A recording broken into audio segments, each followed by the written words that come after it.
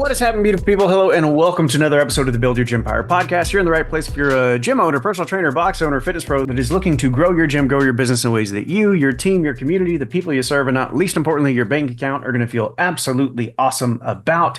I shouldn't say we just got done, but we've just been able to connect. A lot of life has been happening in the Gympire brain trust, if you will. And we've just been able to connect post meeting to kind of do a little recap. Sort of a fun one, right? So we're 4 meetings deep with these guys, and one of the exercises we asked them to share early on was a one number exercise, and I thought it'd be fun to kind of share some of the wins and whatnot from our last meeting here in San Antonio, because it's been pretty stinking telling, I would say, gents. Mark, do you have a favorite that you want to jump into?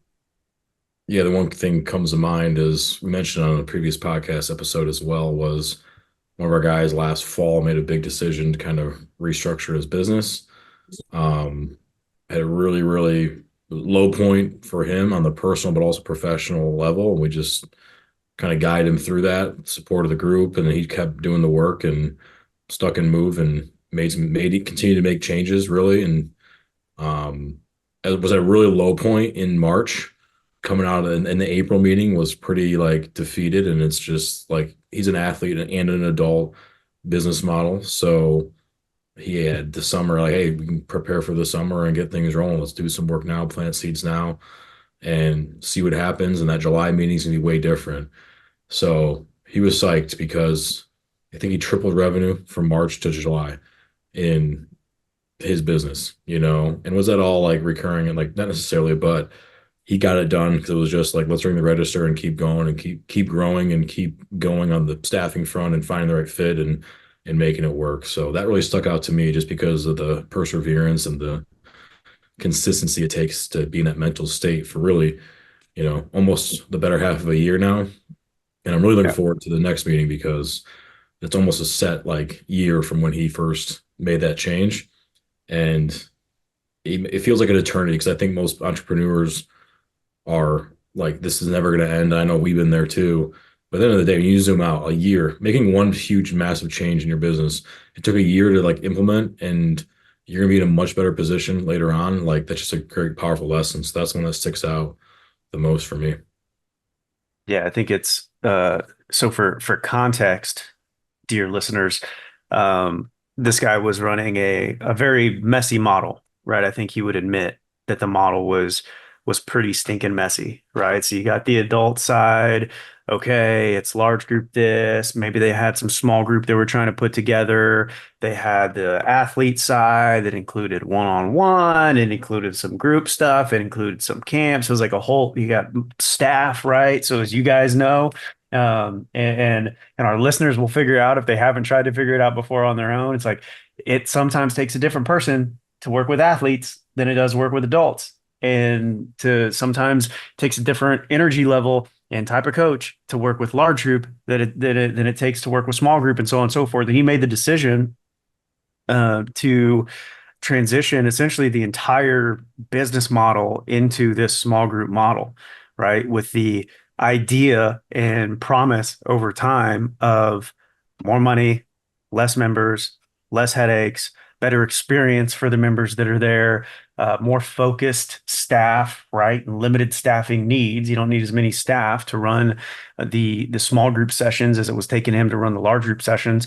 And we didn't necessarily recommend he do it this way, but he decided to rip the Band-Aid off completely, killed the large group program completely, uh, basically dealt with a lot of chaos and tough times and whatnot with members and so on and so forth. As Mark said, he hit the low point in March, and now he is making more money with less staff, more profit. The members are happier, right? They're having a better experience, so on and so forth. And it's just a lot more focused business model. And he's kind of poked his head out. Okay, we're now above where we were before. And as Mark said, I'm fucking pumped to see where this guy is in basically at the year mark, or I guess it won't be quite a year. He made the change, and I think it was November or December, but October will be a year from when he made that decision. So it'll be fun to see what he comes up with in Nashville. That's where we're going next, but we'll plug the next meeting um, here in a little bit. That's probably, I think, the biggest highlight. I mean, I think some of the other stuff from folks that were pretty exciting was, one of the members brought in he's kind of, how do I say this? Um, I don't want to say he's trying to completely remove himself from the business, but as I don't know if we often talk about it or not. We certainly talk about it internally.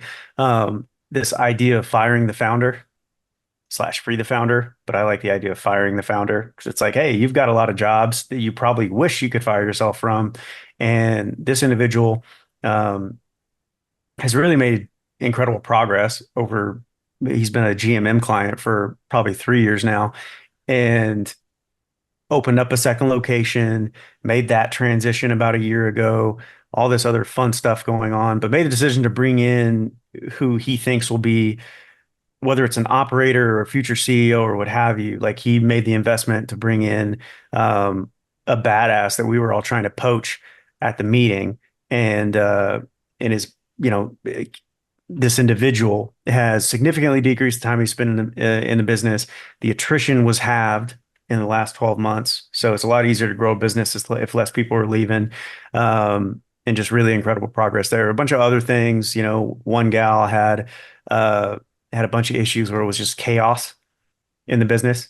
And a lot of times it's like, you know, uh, I certainly, some of us are more like visionary up in the clouds, what have you, and will tend to have messier businesses. Well, now she's got SOPs for everything. She's got her payroll back in check. Bunch of good progress there. One guy went from doing 51 sessions a week to 28 sessions. Um, those are half-hour sessions. He's got hell of a lot more time to work on the business. Uh, those guys are business partners, so they also grew their business by 20%, which is fun. Uh, yeah, just some pretty good stinking stuff. You know, one guy, two team members deeply stepped up. So he was at the end of the April meeting. He had a staff member leave. I can't remember the full story, but basically had to rehire and kind of restaff in his business. He had two team members really step up.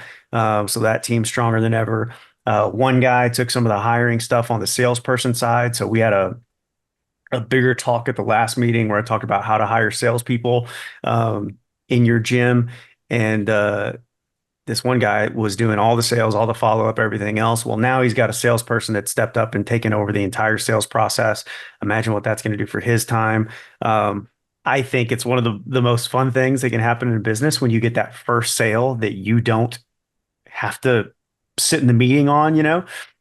So he's gotten to have that experience with appointments showing up and people being closed without him having to be there. So just some really cool progress across the board. Connor, you didn't get to be there. We can talk more about that maybe in another episode, or maybe we keep it private. We'll see. But you got anything you want to share from just in general what you've seen from the guys and gals? No, it just the one that you're talking that has the two team members step up, I think is a big one because he's an old grizzled vet and he was somewhat removed from his business and uh it was kind of in a lot of ways was running itself and then he lost a key team member. So just to have the processes in place to be able to kind of reset and reload, I think was huge. And compared to some other people, that may not seem as huge of a deal, but I mean, some people are so stuck in their ways and get in their own ways. And this particular individual is not that way. He has that kind of white belt mentality. So I think that was huge for him just to take a step back, come to us. I mean, I've hired quite a bit in the last 2 years. Mark is probably one of the top in the industry in terms of the number of people that he's had to hire. So just to be able to take some of those lessons that we've learned and had to kind of work through, and then just the process in place to get someone in there and someone that's been able to not only kind of, um, maintain what they did, but actually elevate the process and everything that's going on in the gym, I think is huge. So I think one of the things that I've certainly experienced, I know we've talked about it with you guys certainly is, a lot of times we feel like a person leaving can be the absolute worst thing to happen to the business. Oh, this person's in a key role, blah, blah, blah. Like, how are we going to be able to replace them, so on and so forth. And it's interesting because I think like I've certainly had this experience a handful of times now. And it sounds like this particular individual had the same experience where a lot of times people leaving, it feels really stressful, but it can really be a gift to the business, right? It allows you to restock with folks who are culture fits, to restock the right way and reload and be able to move the business further than it was before. And I think, this particular gentleman who has every reason to be stuck in his ways, as Connor said, and everything else, like because of taking the white belt mentality and because of being able to lean into the support from you guys, right? Having hired dozens and dozens and dozens and dozens. It may not be hundreds at this stage, but it's closer to 100 than it is zero between certainly the three of us. Um, I think allowed him to come out on top, and the business is going to be stronger for it. And so, Mark, did you have the note you wanted to add before your internet went out? You get the gym owners in the room, and we're talking numbers, we're talking metrics and sales and all that.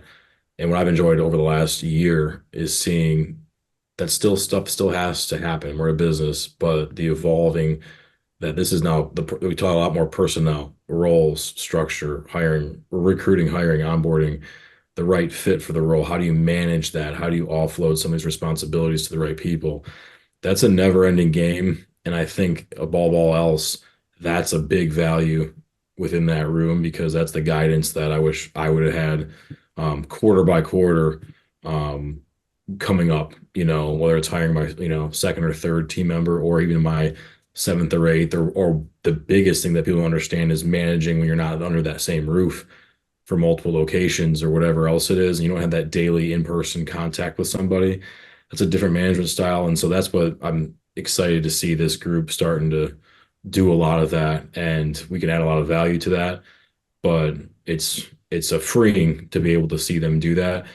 Well, the expectation, anyone listen to this, like it's a never ending game. The personnel stuff is a never ending game.